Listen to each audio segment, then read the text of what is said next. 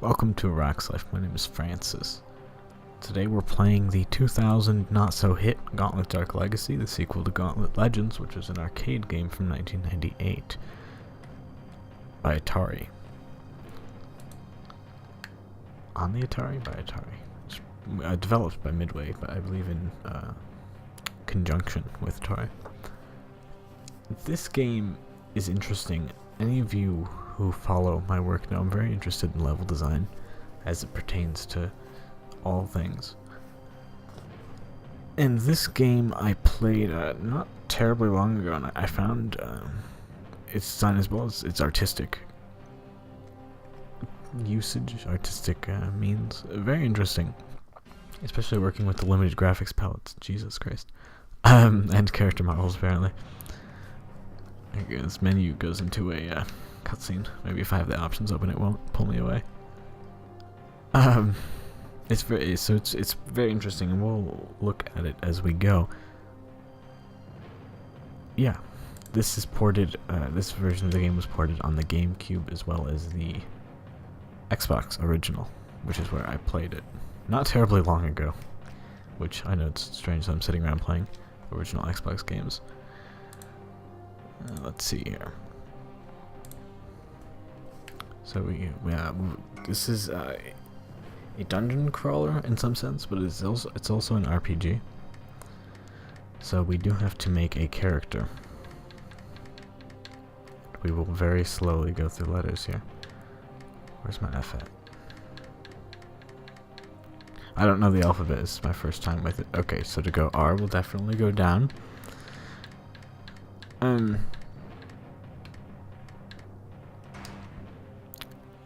The original game that this is based on, Gauntlet Legends, was similar in a lot of ways, I believe, but it had like 4 characters and it wasn't very long. Oh crap, we're out of letters. I guess I'm just gonna be Fran. Fran. So it does have multiple classes, though I believe they don't make a big difference. If you've played the original Gauntlet, you'll know that there's essentially 2 buttons. There's move and there's shoot, and that's kind of it. So I'm not sure it really makes a difference. Archer, Dwarf, Knight, Sorcerer, Suggest. I would assume we want to pick a class that's conducive to soloing, you know? So I'm not sure Wizard's a good choice, so I'm going to be playing this alone. Obviously it's 4 players here by the 4 brackets. I don't have any friends, so. Double Jester does look fun. He's got palms. I think an Archer is probably a good solo class. And you get to pick your color. You have to be a woman archer. I guess the sex is determined, yeah. Go with green. Got some cool tattoos there. Welcome, Green Archer. Thank you, voiceover man. Okay, so this is the story. The evil mage Garm, he stole some rocks to summon some demons. And then the demon killed the guy who stole the rocks, and he's like, I'm the guy who steals rocks now. And there's bad guys. And you gotta beat the bosses and get the Lord Souls to go fight the big bad guy. Yeah. Right.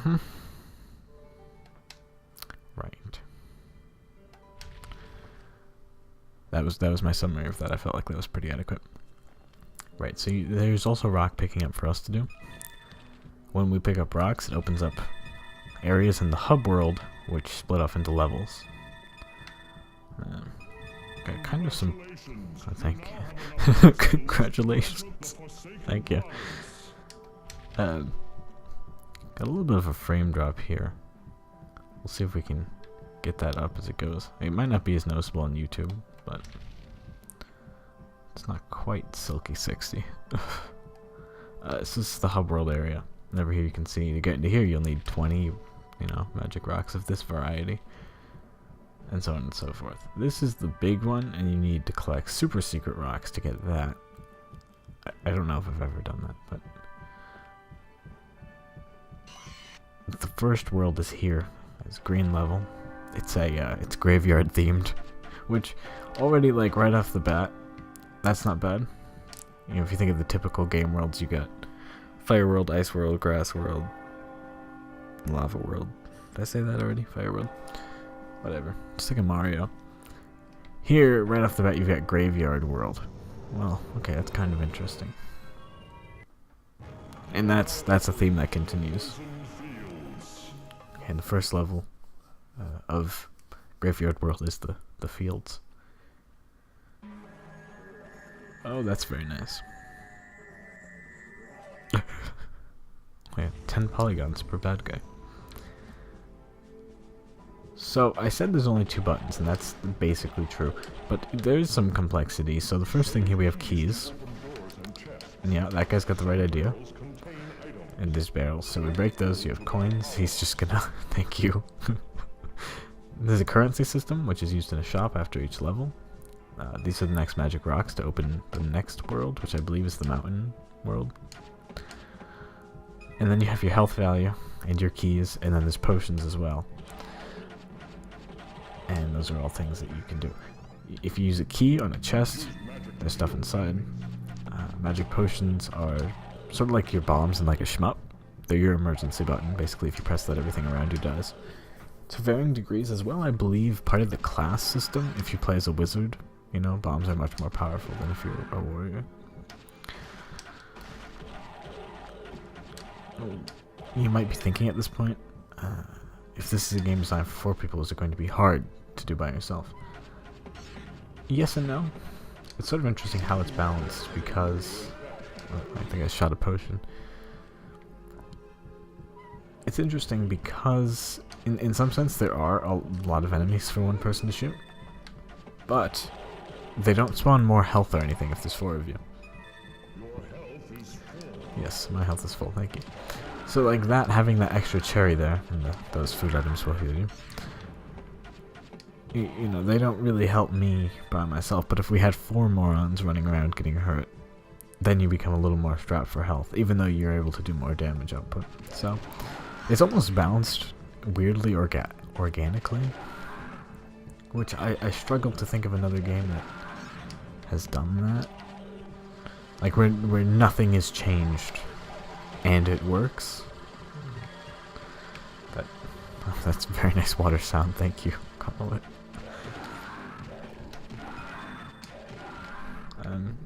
When it comes to chests, I think the general principle is that they're not all worth opening, you know? So like I have 3 keys, I could open that chest, I'm not going to. Because keys can also open doors, which are generally going to have more valuable things. I guess we can open 1, but there's a potion, so like, not fantastic. Oh dear god. Alright, you saw that hay flash as I shot it? If something flashes, that's a secret wall, and you get goodies in those.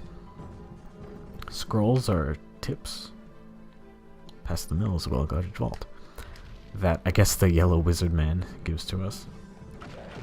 Those are pretty dandy. Rainbow elevator.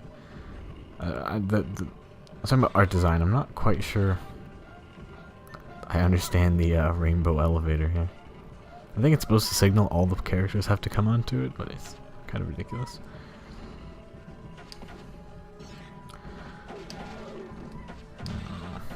I don't think it's worth shooting those guys.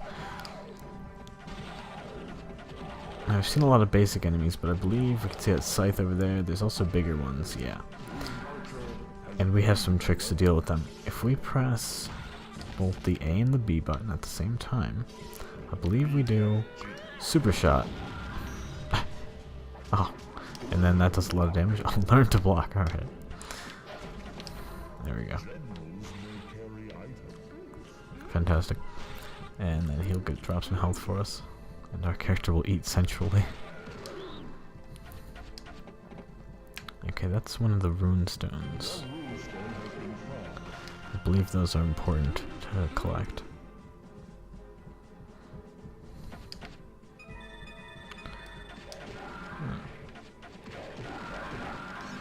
The tombstones and whatnot, those are enemy generators.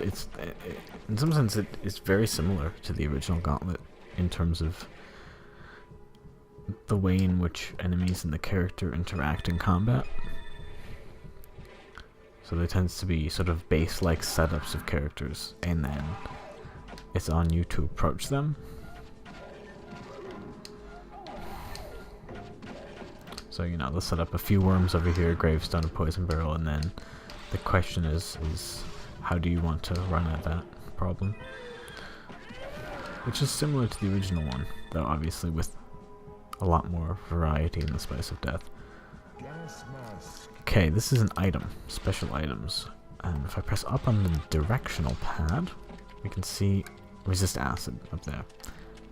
And that's the only one because that's the gas mask. So I can put that on if I want. I'm not going to.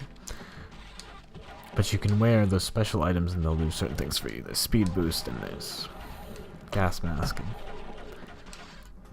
so on. I wonder if all the hay doesn't have items in it. Should probably keep an eye out for that. These smaller enemies, they're just another sort of cut of things that can hurt you. Phoenix Flay, that's another special item, so you can pop that up and heal. Shoot bastards with you.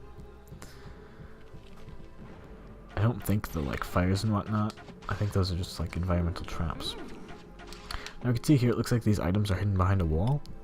9 out of 10 times that means that wall can be broken somewhere. Maybe. Or I look like an idiot. Either it can be broken or there's a button. Aha.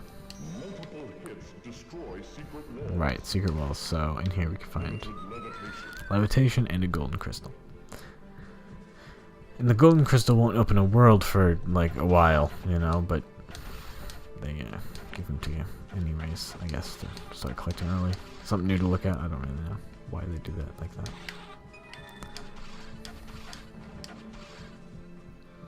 But I believe once you're in a world, like past a certain one, like for example, if we picked up orange crystals to get into Poison Realm, we won't find any more orange crystals for the rest of the game and so on. Once we get all the red ones for Mountain Realm, there won't be any more red ones, because why would there be? Come on. Your character does have some melee capability. I'm not sure I consider that a different combat thing, because you're pressing A still, you're pressing one button. But again, that comes down to the classes. I think probably the warrior has a better melee damage output than the archer or the mage.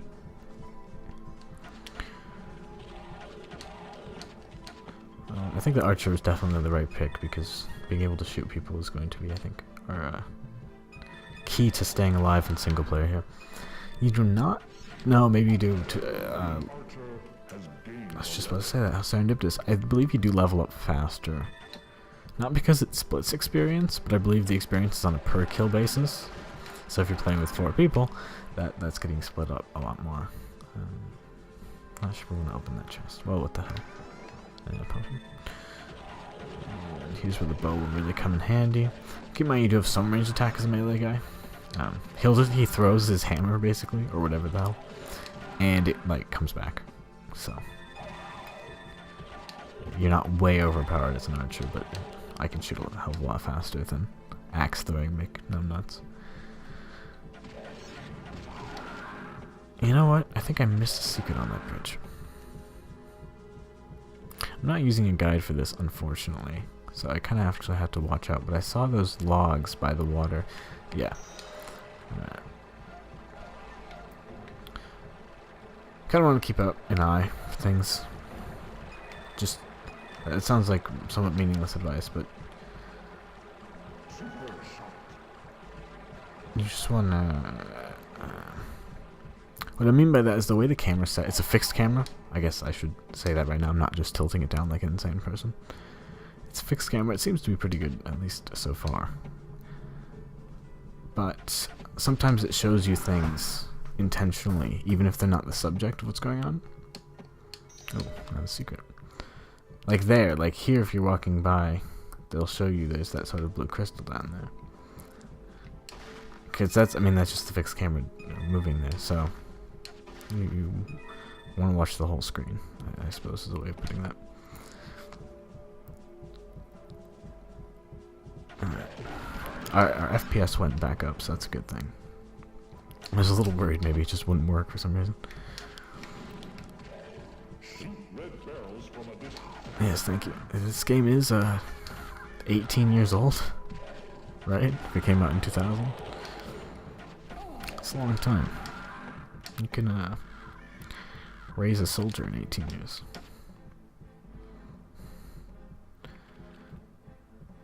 Alright, this thing in the center here is, I think, like a specialty. Yeah, there's environmental sort of specialty things where like I kick that digit and then this comes up. Alright. And I hit that button and this thing comes up. And this is just another key kind. It's a lot of picking up keys and rocks, magic rocks. But I think it's to the game's benefit that they're like fun colors. That sounds like something very simple, but I think it's very important at the same time, you know? I think games have the problem of not having a good enough incentive to pick things up. And that's something, people will talk about that.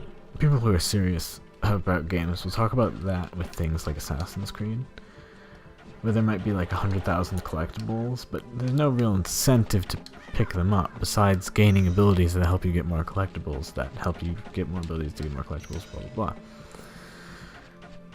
And that just doesn't cut it if you're a person who has feelings and gets bored by things. Gauntlet system's pretty good. What the basis of leveling up and all of that is aiming you towards the boss fights, which are actually reasonably difficult. So that's sort of where our resources are being poured to. And the rocks, the magic rocks, all the keys we have to pick up, get us to new levels where we can fight more bosses and become more powerful. And that's all building up to the final boss, right? Where you can then beat the game. But if you skip a lot of that optional stuff, the final boss you're going to have a hard time on. And that's sort of the progression system. The path ahead is laden with traps for the greedy. Yeah, that does not really just apply to this section. This game is really big on traps, sort of like 3rd edition Dungeons and Dragons or something. And so we'll see a lot of traps. We've already seen some. There's those spike plates on the floor that I sort of glossed over. And it will be many of those. That's poisoned food, don't eat that. Cheers. That's meat. Meat heals like really good. Unfortunately I'm at near full health, so it was kind of pointless, but that's okay. If you ever see a chest next to a barrel, and you'd think they'd maybe like pull this trick a few times, but it's pretty consistent. Chest next to barrel means that there's a bomb in a chest. Even the chest can be trapped, as we talk about traps. And they'll blow up whatever's in the barrel. So if you really want to test your luck, you should at least get what's in the barrel first, then stand away and open the chest and see what you get, but most likely it's just a bomb. Just sad. Sometimes there's lever puzzles, which is another form of a key puzzle, in my opinion. It's a different flavor of key puzzle, but it's essentially sort of the same food. Food for thought. Okay, like that chest next to that barrel. I will exemplify this exactly once. No, there's a thing. Do not pass through the gate until you find 2 switches. Yes, that's how switch puzzles work, thank you.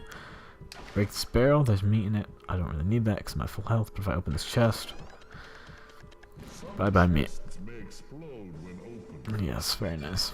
So that's something else to watch out for. And another reason I was talking about not wanting to spend keys on those, when you can spend keys on these gates. And they give you better things. Oh, that's a suicide bomb guy. Poison's a bit of a bastard in this game because it hangs out for an awful long time. I believe I can press the special button also to do heavy attacks. I have yet to do that so far. I'll do my super again. The BFG, there we go. But so I can press one button for the normal shot. I've just been doing the whole time because I haven't really had a reason not to. But I can press Y to do a heavier arrow. I don't really know how you shoot a heavy arrow, but we can do that. That's the way it says to try to pass. Prepare yourself. Okay. I think part of the archer's thing is she has such a high fire rate, so why would I want to lower that any? That trade-off, I don't think that's worth it. A melon. Or is that a watermelon, I suppose? I've never seen fruit. Okay, this is death. Death is a special kind of enemy that when you aggro it, when you aggro it, I'm tempted. Okay. He like just comes and eats all of your health, unless you use a magic potion, the bomb.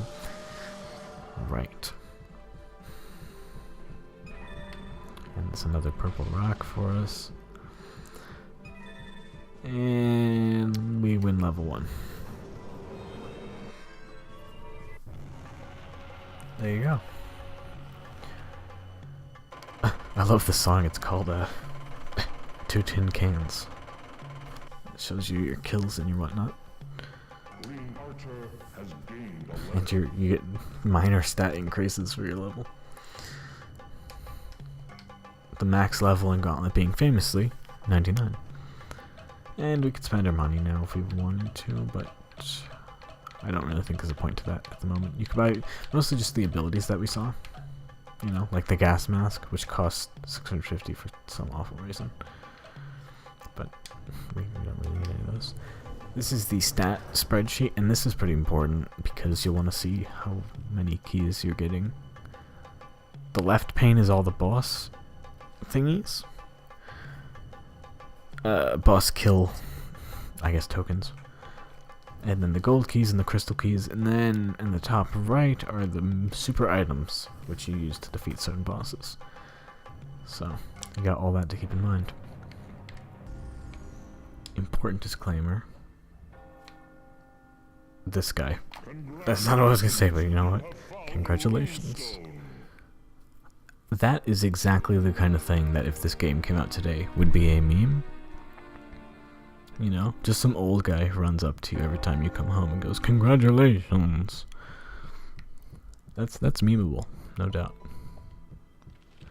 I am not a studier of the meme economy, but I know one when I see one. This over here is Fire World, and that's where you need the 100 red crystals. So we have to go get more of those before we can go there. This is level 2 of the graveyard world. You are now entering Ghost Town. Ghost Town. Ghost Town probably sounds a little more exciting than it is, but that's okay. Looks like it's an old mining via. Something about there is really a spectacular amount of love gone into these levels in terms of, I guess, aesthetic diversity. You know? I mean, like, especially in terms of, I guess you got some show don't tell going on. Because you could play through this, right? And just think, oh, there's goblins everywhere, it's time to kill everybody. But if you look in the environment here, you're sort of coming out the outskirts of town, you come to a city wall, and there's some sort of burned down homesteads, and in the distance is a small mining village. It's just interesting that that level of care was done. Not all food can be found at ground level. You know, the environment artists could have just put a bunch of buildings together, and then you just run in between buildings and kill things, and that's over. But they went to the trouble of really, like, laying out some of these levels to make sense. And not just to make sense, but to, I guess, be interesting. And, like, here's a secret area in the basement of this house here. And it's a double secret because there's another lever in here, which opens this one. Crazy. Sometimes stumps break too, gotta watch out for that. Oh, you bastard. Alright, what's in here? Meat. We don't really need that. We'll eat it essentially. I definitely enjoy the soundtrack for this game, at least so far. Like, it's weirdly good, and I have so far not been able to find it anywhere. I don't even know who I'd go to try and rip it from the game files and put it onto an MP3. Unfortunately, that is not in my skill level. Explosive rails, haha. I wish it was. I wouldn't mind knowing a little more about digging through game files to find things. Sort of the extent of my knowledge on that is like changing an I and I, you know, to like change your FOV or something. in a modern title, but that's really as far as that goes for me. I know there's certain software people use like to get to Dark Souls and see files that were or didn't make it into the full game, but there's still remnants of them. I think that's interesting. Hooray, we leveled up. Always good. I think there's something rewarding about a game that levels you up frequently. I found that playing. I think I might do a video about this. I say soon, but knowing Iraq's life, it'll probably be, 2 or 3 years. Playing the new Tomb Raider, one of the things I liked about it was it felt like you were pretty much constantly leveling up. I think that's a good thing. It's something small. It's something small. It's not something that is functionally relevant to a game. You could have a game just as easy where you level up at a very slow pace. But I do think it's less enjoyable. I realize that means the trade-off is you can have a level up being a little more meaningful, right? Because if they happen all the time, what the hell, right? But I don't know. I'm trying to think of a game like Borderlands 2. I'd say is a game where you level up pretty awful slowly. At least you have to really grind a lot to level up. And that at some point it stops being motivating. If I know this is traps we're talking about. If I know I have to kill another 9,000 goblins to see a small stat improvement on my character, I just don't care that much. It doesn't feel that useful. Like, what's the point of leveling up to what this quest needs me to if I'm gonna get a tiny stat improvement? I don't know what the hell it's talking about, but whereas in this, I'm getting a small stat improvement. You get 100 health points every time you level up, as well as the actual stats like speed and what have you. But it happens so frequently.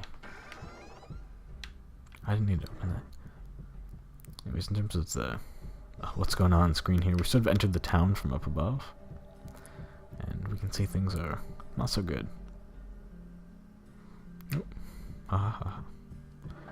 Cleverly dodged some traps here. I think they do an awful lot of damage, otherwise I just run through them like an insane person, but I think that does big owies, so to speak. Alright. And this is a bookstore, perhaps? General store, maybe? Looks like a bookstore. Anything behind the counter here? Nope. That's junk. That thing right there. You can see it says junk on it. You don't want to pick those up because I think they give you a tiny small temporary bonus of gold, like 10 or something. But they lower the percentage that you can pick up in the rest of the gold. Like, I think what they're thinking is that because you're carrying the junk, you're out of room for some gold. So you have to give some up. So it is a negative item. Even though an unexperienced player might just pick it up and go, oh, shiny. And I don't know that the game explains that that's bad, so I'm not going to fault anyone for that. Oh, the hammer. Yeah, the Thunder Hammer, this I do know is the most powerful item in the game. And you will see why. Well, now I know. And so here we are in the center of town. Making our way on through. They got a lot of sort of using the rubble and destroyed things as obstacles. That's a pretty classical approach, I'd say. Oh, bomb. Why? My luck. Ooh, and the music got excited. It's a pretty awesome jam. There's a magic piano that plays itself. See, this is what I mean. I mean, this tune is pretty awesome. I feel like I'm listening to, like, power metal or something. Like the opening to a Crystallian song. I will forgive the non-power metal fans if they don't understand that. Aha! Another gold key. Maybe I'll, if any of you know an expert in game files, hook me up with them and we'll have a little talk about where Gauntlet stores its sounds.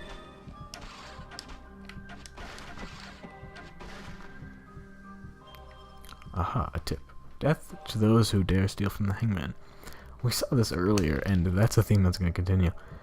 Whenever it says death, that's not like, be careful, there could be tough enemies. It just means there's literally a death there. I don't know why it feels the need to spell them out half the time, but it does, I suppose. The game almost, maybe... Here we go, I've said a lot of praise, let's do some criticism here. I think the whole death enemy design is something they intended to maybe do more with. I'm gonna speculate on that here. Because, I mean, they do big it up a lot, and they're like, oh, watch out, there's a death over there. But you do just walk over and hit X, right? And then they die. So, I'd be curious to know if maybe they intended them to be a little more of a bastard to deal with than that. But right now, it's not all that dangerous. They're solving puzzles here. Environment puzzles. There are the boxes over there. You can walk across them. Watch out for the spikes. If you've been paying attention to the environment, you'll notice that those spikes have been everywhere. Because of course they have. Watch out for minecarts. It's probably standing on the tracks is a bad idea. I want the coin. Okay. Look how a lot of these boxes are just empty. Aha. Nanos. Oh, there's the chest back upstairs. Gauntlet is definitely not a game that's afraid to do backtracking, which I am perfectly alright with. I like my Metroidvania when it comes around. It's not quite Metroidvania-y. It's mostly just, I suppose, it's more like Doom than like keycard puzzles there. Thunderhammer, those are, as I said, those are very good. Okay, there's the death. Let's see, I'm just gonna walk over. He's dead. That was the fight. And here's the gallows pole in the center of town. Very nice. Maybe we should still have gallows poles. No, okay. Go over here. We're doing these puzzles. If they seem tame, it's because they are. Like, you know, hit the lever, walk over there, hit the other lever. That's a lot of gold. Holy moly.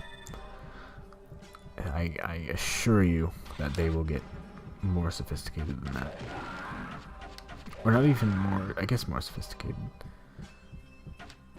But more accurately, just more complicated. They'll require, I think, generally a bit more looking for things. A little more hide and seek. Okay, this here's a mini-boss. He's a earth, I guess, goblin, troll, whatever. I don't know. BFG. Now he's shooting. So he's got some health. Okay. Not too tough. I know, having watched me fight mini-bosses so far... that said, there's more than bats in the belfry, also. If you watch me fight the mini-bosses so far, you may be thinking, oh, the real bosses are hard, are they? Yeah, that is not representative, for better or for worse, of the actual boss fights, which are surprisingly difficult. And not just because they're, like, meaty, you know, we're not talking artificial difficulty here, we're talking, like, moves. I picked up junk. Bollocks. We're talking movesets that will whip you into submission. I am very lost. I know my keyring is full. I gotta open more chests. I'm being too conservative with my chest opening. I am just conservative with items like that in general. I like to think that's just a product of being a poor person. It's like, you become a hoarder in some regard. Okay, fire breath. That's fantastic. I think maybe the earth troll was the right way to go.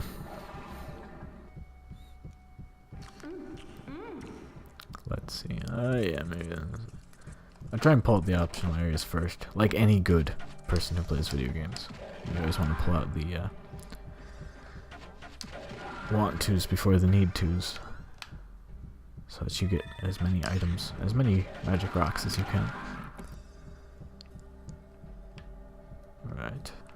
It's a little chapel, a church. I don't know if it's size that delineates chapels from churches. It's a holy building. Some nice use of color, I think, in general in Gauntlet. Like these wall textures and whatnot could be just gray, right? But they're clearly not. If you were to sample it in Photoshop as a still, you'd see a lot of these walls and floors and whatnot definitely have different hues applied to them to make you see certain things, you know? Like in here, this room is a little brighter, it appears. Definitely it's not striving for realism and lighting, but it does give you a certain feel like this is a secret area, which it is. And there's goodies in it. And we're back out here, and the green is, you know, I don't say symbolic, but it's representative of the graveyard realm. And it's small things like those tone colors over here, these sort of deep greens, deep blues, deep browns, obviously, do a good job of creating atmosphere. Okay, this is another type of mini-boss. It's the dragon, and he's a bit of a bastard, actually.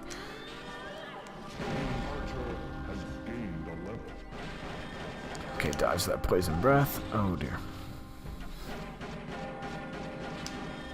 I'm not doing a good job dodging. He doesn't. Oh, dear God. Oh, Jesus.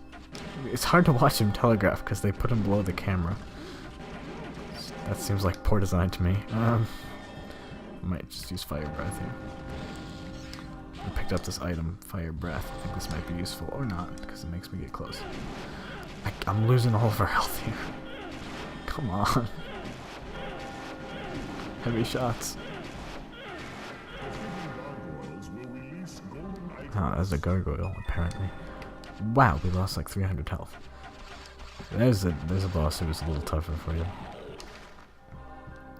This game does not have difficulties. I'm not sure. I think I started the first Let's Play from the main menu, but in case you thought I skipped that, I did not. There is only Gauntlet difficulty, which is vastly my preference, and I think a lot of people, for the most part, I think people's preference is to not have difficulty sliders, you know?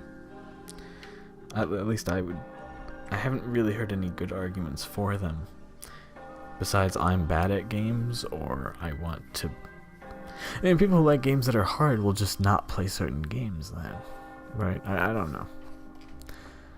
It's less stressful to me because I know I don't have to worry about looking like an idiot, nor overburdening myself. This here, I guess spell's just going to keep ringing in my head, is a secret area. Every single world has one secret level, I believe. Right, and the wizard's got the right idea. It's just like a wacky sort of bonus stage Easter egg. You saw we had to hit a few levers to open this up.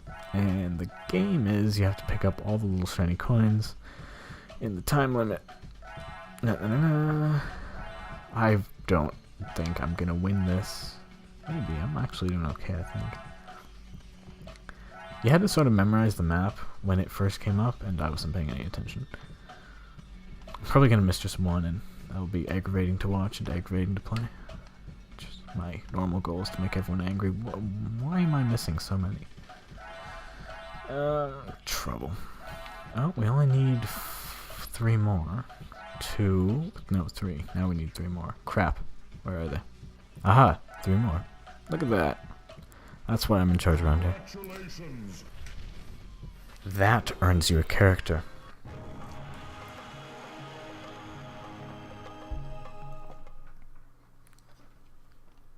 Very nice. Hello, Gauntlet. Hello.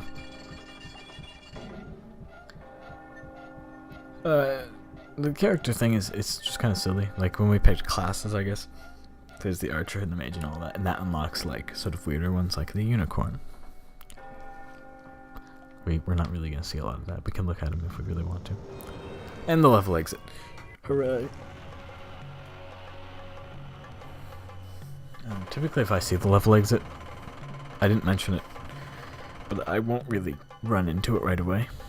I mean, I'll rarely just go right into the level exit. Because, you know, the end of the level, there's a good chance that there's going to be stuff around there. Alright, we have 2,000 coins. Another thing you can do is when you have 1,000 coins, you can buy pure stat upgrades, which are not worth it in my opinion. But what I will do is buy these hammers, the Thunder Hammer. I'm going to buy 2 of them because they're very powerful and will help us later fight certain things. Alright. This song is awesome, so I don't want to hang here for too long, but we're 3 to 12 on the golden keys, and the red crystals we almost have enough, so that's cool. Black crystals are not doing so much. One of the things I always thought was funny is that the rarest kind of crystals need the most, you know? Red are the most common, and you only need 100, but the black ones, they're super rare to find, and you need 250. And everything in between, so... Alright, that song, Jesus Christ. We can see here if we're going to change. We go over, we can find we unlocked the Medusa. So, if you want to switch up your character, you could do that. I kind of like our archer, so... let's stick with that. We are on the 3rd level of World 1. This, I think, I sort of foreshadowed it in the beginning of this Let's Play series that we would talk about level design, and I think this is the place where I'm going to start to do that to the best of my God-given ability. But here we go, the Haunted Cemetery. And I believe there's going to be a cutscene at the start of this, and you'll see. I'll explain why in a minute. Ooh, so we got Spooky Skeleton Man. And he has a scroll that's on fire. Okay. This ambient effects sound like Scooby-Doo on this level also, which I hope that gets stuck in your head so you can't stop hearing that. Running some so easily broken. Yeah, I think I mentioned that. Game.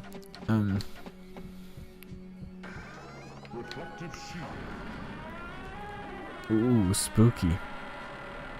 That item was one of those super items that we saw. I can't look at them now, but they're for fighting bosses. So like the scroll might work on like, you know, the Goblin King, but not the Super Worm Warrior. I don't really know. You know what I mean? Oh god, my character's like dying. Jesus. This level is an interesting one, partially because it's really long.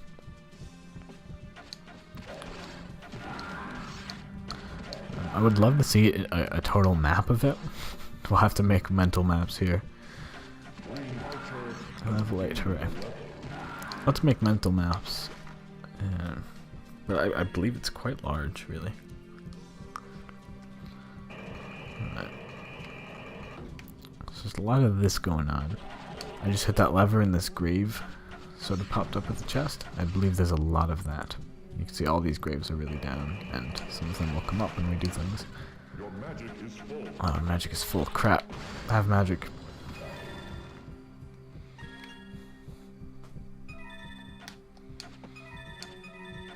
Different color magics are better. Like, not all magics were created equal. The fire one, yeah, that's pretty good. Shoots a ball of fire, but like the green potions, like fizzle green mist out of you, and they're kind of garbage actually, which is somewhat funny. It sucks if you're fighting a death and you have just like potions that are bad. Alright, a whole bunch of jerks over here. We have a tip from the Tipmeister. This gate can be opened from the farthest corner. So already here we're at a bit of a wall. The door here is locked and we're in this sort of big multi-level square thing that we know is full of secrets. So that was not the farthest corner. That was not the farthest corner. Thank God for the tips or we'd be in trouble. Aha. The farthest corner. There we go. So now this sort of main square area. Now we've gotten to see how the level works. We know that there's stumps, and we know that there's graves, and that most of the treasure is hidden underground. How is the rest of the level going to apply that information that we just saw in this one sort of big area? Tactfully, I imagine. Here's another area with a gargoyle presiding over it. The rich fools try to take their wealth with them. I think that's the hint for the graveyard, or the grave digging. Love that backdrop, that's awesome. It's like I Spy. Oh dear. Oh, reflective armor might be good for this actually. Right? No? Maybe? No. Doesn't seem to be helping. Oh yeah, there we go. It shot a ball back at him. Super shot. Ha. Piss off. That's kind of awesome. Oh dear. Nice. So that's a good use of the item, I'd say. Now, I am getting hit a little bit. It seems to shoot back some of those bigger ones. Nice. I think they called them gargoyles. And they don't really look like gargoyles, but that's okay.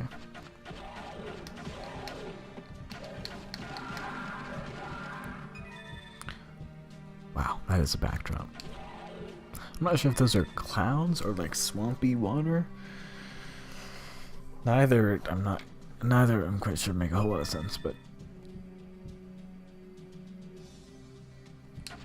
it's definitely a lot more interesting than a stagnant background, which they easily could have had. And now over there we can see a whole other island with bridges connecting. So already it's sort of hinting at the fact that this level opens up a lot more than it initially seems to. As so far we've only really been able to go in a straight line. And there's the Scooby-Doo noises. We'll see what's in here. A potion of growth. Oh, we're at full potions. Is there any point to shooting them off and picking up another? No, not at all. Thanks for asking. I could wait and use one and come back for that, but I'm not sure that I care that much about anything. Ah, we will want to go back for that, though. Okay, we're going on a little jog then. Also, I lied last time. Surprise, surprise. Gold crystals. Those are pretty rare. And we need 200 of the puggers, so they're worth going back for. I lied last time. I said that experience was on a per kill basis. Not true. Not true, friends. And it makes sense that if that were true, the 4-player would be even harder, right? Because the person who's in the front is just going to kill more. And that's still true. I mean, in some regard, that's unavoidable unless it's a split. But it's actually on a per hit basis. So for an enemy like this, where conceivably we could all hit him, not one person's going to soak up all of that. Anyone who's able to get even just a few hits on this death will be able to contribute to the cause. Which is obviously a much better system. Now here we see, there's another main sort of square thing up here. But, once again, a locked gate means we have to sidetrack.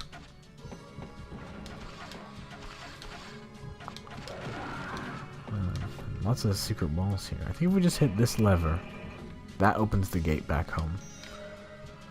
But over here we can see there's another secret lever. And behind this is another secret lever, right? That opens the gate. Then what the hell did that one do? I guess this just breaks. And this breaks.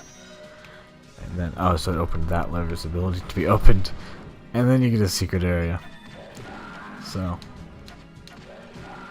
now they're really, it really is almost sort of a searching game of, can you, like, read the environment and pick out where things are. It's a secret area. There we go. I spend a lot of this game shooting walls as well. Which, I hear people sort of complain about, you know, how much of a secret is a thing hidden behind a wall? I don't know. I'm not sure. Because I do worry about that myself. I worry about that with Dark Souls. Right? I mean, is it dumb that some, like, entire segments of the game in Dark Souls, because Dark Souls is absurd, are just hidden behind a wall that you have no reason to hit? And if you didn't have the shared knowledge of your colleagues, you simply wouldn't ever get to it. I'm not sure how I feel about that. Oh, Jesus Christ. Yeah, this is another color of death, and that's the Black Death. That we couldn't see. I couldn't see anything because I'm dumb, but there was actually a death in there who eats your experience as it hits you, which is a bastard of an enemy. I mean, that is just as brutal a thought as I can think. I can imagine nothing more vile to do to a person. There we go, back up. God. So that sucks. Watch out for those. Gotta be handy on the potions. But secret walls. I don't know. It certainly variates people's gameplay experiences, because they're much harder to find than other kinds of secrets. Alright, so obviously our goal is to get the scroll in the firewater. Because why the hell wouldn't we want that? To do that, we need to hit this button. So it's taught us now in two different ways that this is a way you can solve things. Or a method of solving puzzles. The series of hitting buttons to open various things and open more buttons. We saw that over in the secret area. And we saw that to open the main gate. And the whole level is doing that while also maintaining a consistency in these small boxes connected by, you know, bridges between them. That consistency in level design, there's the scroll. It's a legend item. That consistency in how the level develops, I think, is very good. I mean, it might be the best possible thing, right? Is a level in which it scales in what you do by nature of the thing becoming not more complicated, but just more stress within the environment. And I think Gauntlet Dark Legacy does that pretty consistently. On top of all the other, you know, fun that is running around and shooting things. I think there's something very rewarding about any game with infinite ammo. I'm trying to find the key to the exit. Okay. Which isn't to say, you know, like, all your Call of Duties are better with infinite ammo, and in many cases that would make them bad. Is this the two we're talking about?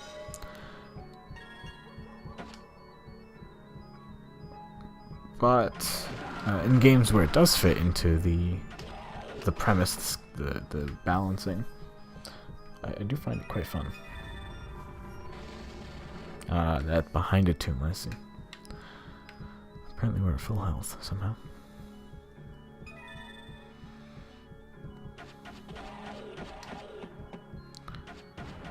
I mean, any game with infinite ammo fit into it just means you're focusing on other things. Personally, ammo's not something. It's not a gameplay mechanic I find super interesting. Like, especially in RPG, like Divinity Original Sin, which obviously I've played a little bit of on this very channel. Okay, that hint was way too late. In that game, your archer just has infinite arrows. And that is just it means that you're worrying about other things like shooting people, and less on conserving shooting people.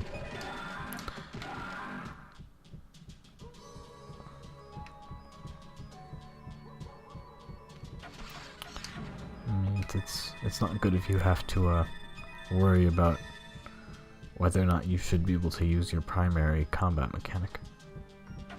It's just aggravating. And that's in the RPG world, I think. I don't think that philosophy applies to first-person shooters, considering it further.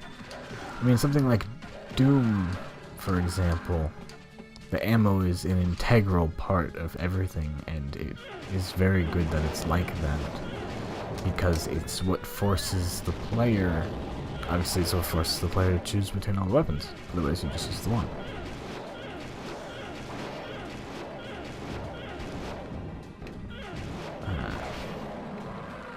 And in a lot of cases, it's better to use different weapons for different areas, and it can help push you to figure that out.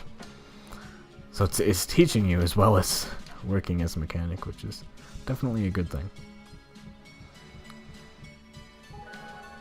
No doubt about it. Just a little gold crystal secret area. And a bomb. Thanks, game. Yes, of course it does.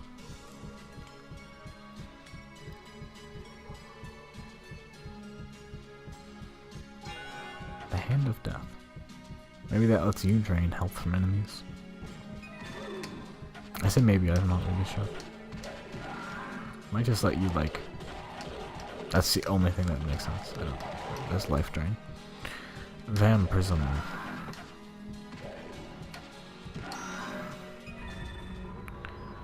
Vampirism, the age-old overpowered mechanic in games.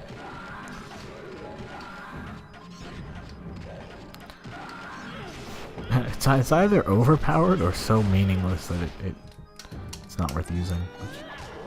It's a tricky thing to balance. The righteous chooses right, wealth comes their way. I think that was a hint. Ooh, that was a close one. I think there was a hint for these two chests over here. One's probably got a bomb. This one's got gems. Let's see. Ah, a bomb. Good thing we picked the right one first. And that is level 3.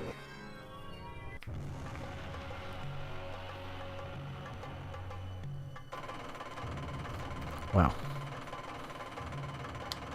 Green Archer has gained a level. Level 10 scout. One of the interesting things, at this point you might be getting a little bored of leveling up. Good news for you, friend. There are special bonuses at levels, which is further incentive to get them, which is a good thing because that is something that this game is going to struggle to find. So we got another 100 red gems as well, so... Congratulations! You now have enough crystals to enter the mountain. There's the crystals. Green Archer And... level 10 scout. You get a different title. And it changes your aesthetic. So now our bow has a little silver piece in it. And our outfit has more straps. I think that tattoo change as well. It's hard to tell, but if you had side-by-sides, you would know what I'm talking about a lot better. Open up 2 YouTubes. Pause them both. Anyways, that to me... every 10 levels you get an appearance change, which is... not functional at all, obviously. Here, we can cut out the gate. We're not going to go here, but we could if we wanted to. It's not functional at all, but it is cute. It's just a little something else, I think, to look forward to, I suppose. People like cosmetics. And you don't have to pay real money for a loot box for that, which is cool. You don't have to gamble, you just get them when you kill things. Last level for Graveyard World is the Mausoleum. And that last one we saw, the Lich, that's the final boss for this world. We get a cutscene. We got ghosts this time around. No more zombies.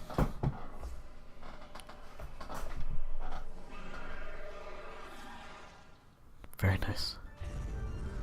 Ooh, the mausoleum. Very mysterious. Okay. And every, say on the topic of leveling up, every 25 levels, it's not just cosmetic, no, no, no. Every 25 you get a character modifier, maybe? You get special stuff. In the domain of attacks, so. We'll see that as we get there. Alright.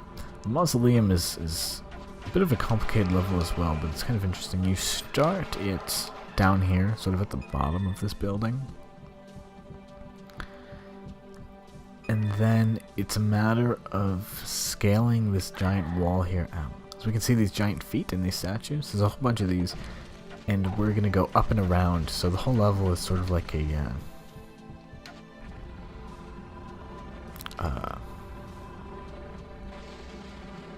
table, but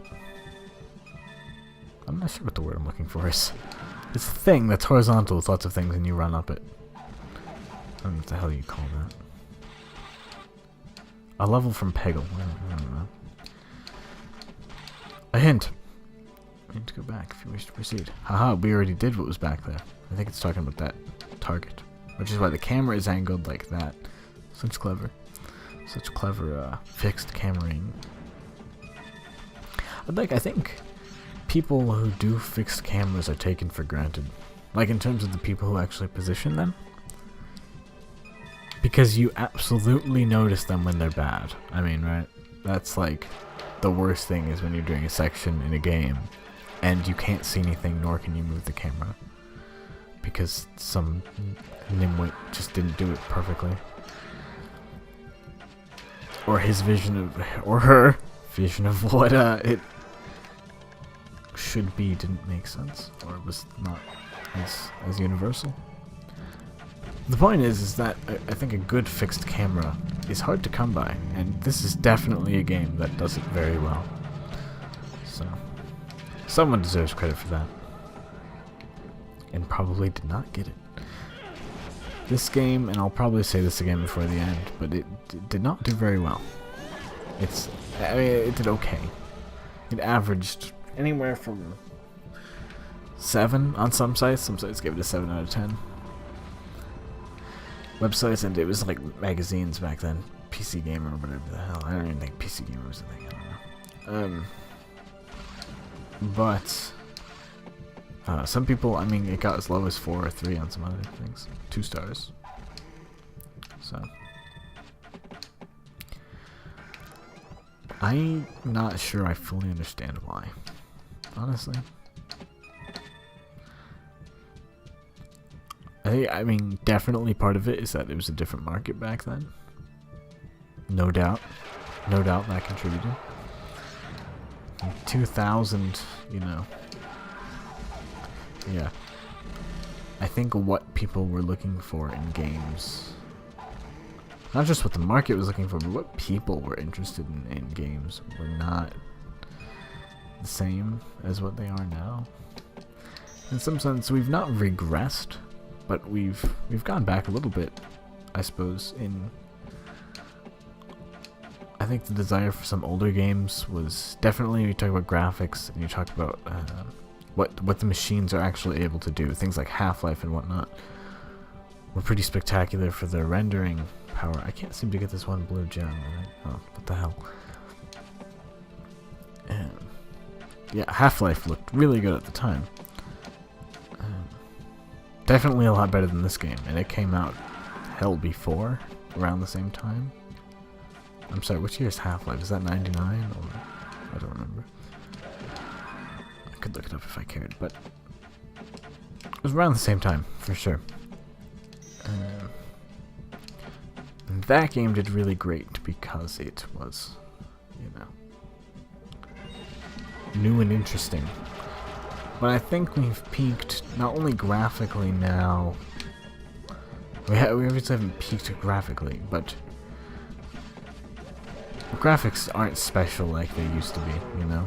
I mean, you can play your average AAA title and it looks, you know, just spectacular, and the difference becomes harder and harder to really notice between things. I was talking about the new Tomb Raider I played, and the difference between like high settings and ultra, yeah, a little bit of aliasing, I guess, is what I saw, and that's about it. You know, I can play GTA 5 on high, and it's, or even I can play it on medium high, and it looks spectacular. So that's definitely an old thing to be interested in. And as well, in the market, there's so much saturation of genre, which it wasn't the same back then. In terms of saturation of genre, I think probably part of that has to do with being less money in the industry. I think the more money that gets involved, the more saturation, of course, because there's money to be made and there's people willing to get it. But also because there's more people investing in it. You know, and where there is investors, there is market testing, and where there's market testing, there is focus design. Which I will not go as far as to say is innately bad, but it means that when the average, I'm going to go with the AAA title again, you pull off the front shelf, is, you know, kind of the same as the last one, I'd say, for the most part. You play, you know, Medal of Honor or Call of Duty or anything like that, and you're going to get basically the same experience of a video game. You know, there'll be a campaign, probably. It will be about people shooting each other, probably. There will be 9 levels, probably. Then there'll be maybe an additional mode, maybe. If it's a Black Ops, you'll get a fun little zombie game, maybe. People praise the old Modern Warfare Special Ops as very good, which they were. Hey, we got a runestone. I know we split up from a Gauntlet, but I feel like this is relevant tangent to be on. Because I'm meandering a long ways to make my point. No, but it's... So you see a lot of that. And then when you get to a game like Gauntlet, which now... It's simply... I know that there aren't a lot of games like this. I struggle, but there are some games maybe like this in some ways. But as someone who very much enjoys this game, I have definitely looked around for something similar to fill that whole need, and I have yet to find anything as satisfying. In terms of, I guess, just pure hack and slash dungeon crawling, there are some okay dungeon crawlers. What treasures found with these? Oh, we gotta backtrack for that. Crap. Oh god, there's like horrible noises of people like beating the walls. Jesus.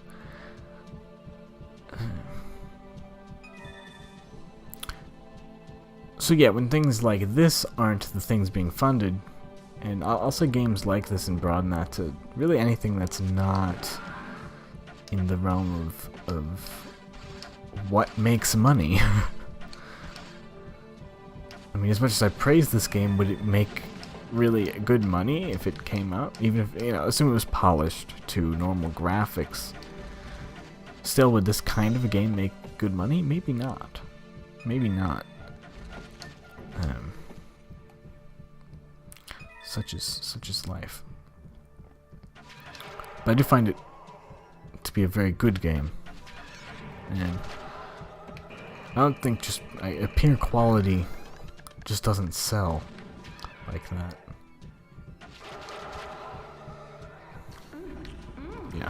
quality of things like level design and gameplay and things like that, they help. They can be the difference between a game's getting fair and good ratings, but if it's not the right genre and it's not sold to the right audience and it doesn't come out at the right time, you know, and those factors, right? Those factors aren't things that are innate to the game. They're innate to the market. And that is why I have to play this game and not something else. I think I summarized that decently well. Great bounty can be found within the Hollow Chapel. Wonderful. But that is what makes this game unique, and I do recommend playing it. There were Gauntlet games after this, and they are hot garbage. I mean, they're really, really bad. There's one Gauntlet, like, not Legends, but something else. It's from 2004, and that one's just terrible. And then there's a newer one from 2015. Ah, shut up. And that's on Steam. So it's reasonably recent, and that one's terrible as well. Here's some lovely art design. Speaking of Gauntlet. Obviously these are not actual lighting, they are pre-baked. Not even baked, I suppose, they're just rendered sprites, but they look very nice atmosphere. Here's all the treasure they talked about behind the chapel, so we're going to scoop all this up. Very nice. The real kicker is there's a bomb in that chest, and I bet, yeah, you can destroy all that treasure. That is just cruel, Gauntlet. Ugh. Chests are just not a good thing in this game. I'm decently convinced of that.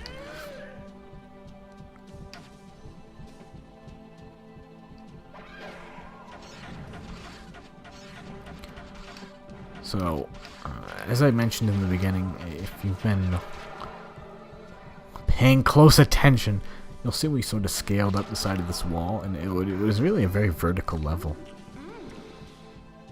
And we're getting near the top now. We saw the hands of that giant sculpture, where we saw the feet in the beginning. I didn't mention that because I was in the middle of something, but you may have noticed.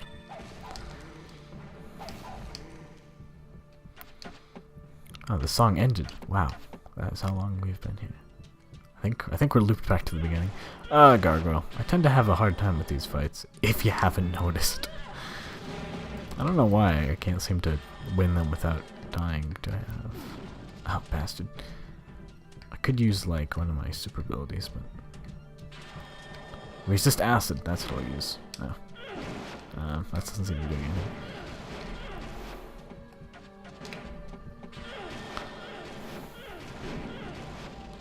What's my medium ability? To double bow! That's zany. It's really tough to dodge because he like just barely telegraphs. There we go.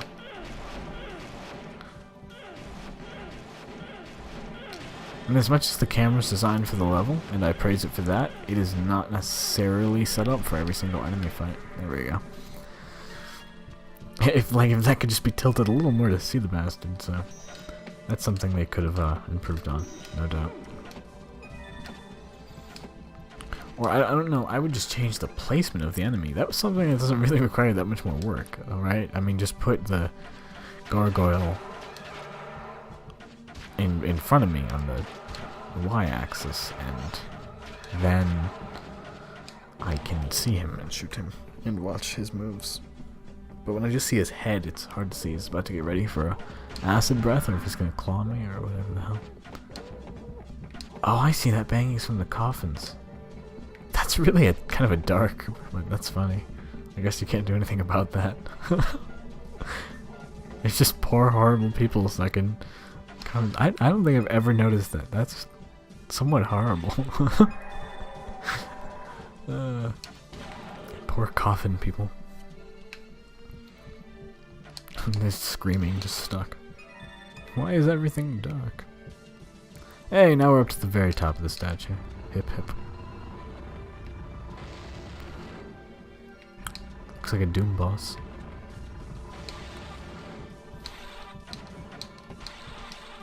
Kick. Haha.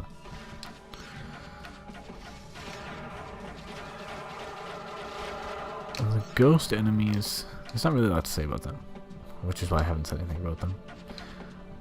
There are some enemies that, I mean, look, it's like this, okay?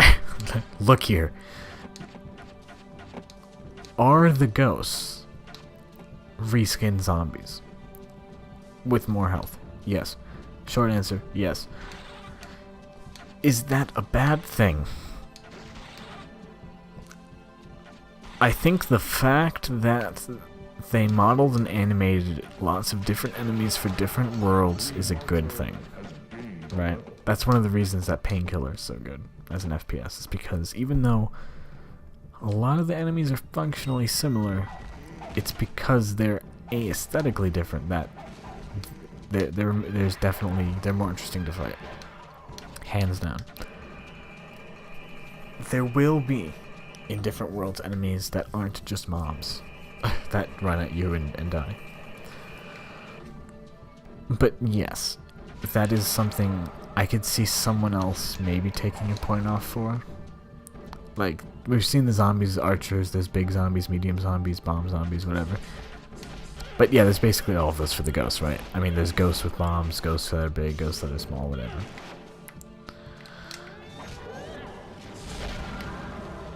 So, personally, I don't know, that maybe I'm just having low expectations and saying that they rendered really a lot of different. I mean, I think there's 8 worlds in this game, and the fact that they've rendered interesting enemies for each one is, and not just one range of enemies for each world. They got, you know, varieties across them. We've seen the ghosts, we've seen the zombies and the liches and all that. It's definitely a good thing.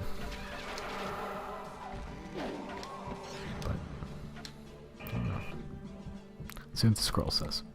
Only a fool would face the Lich without the good book. Right. So he's got the right idea. The Lich enemy is the boss for this realm, but when you play through the game, you actually don't fight the bosses when you would think that you do at the end. In fact, it'll probably be a while before we fight the Lich, because those legend items we talk about are really important for the hard bosses. They make hard bosses become more reasonable bosses.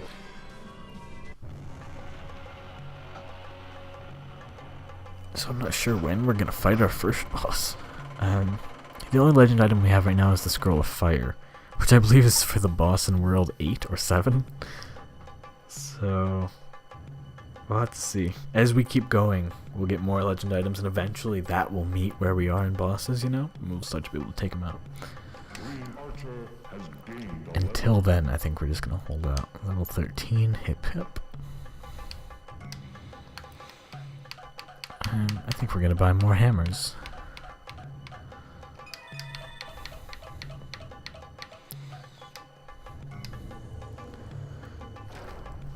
If you person decide to play this game,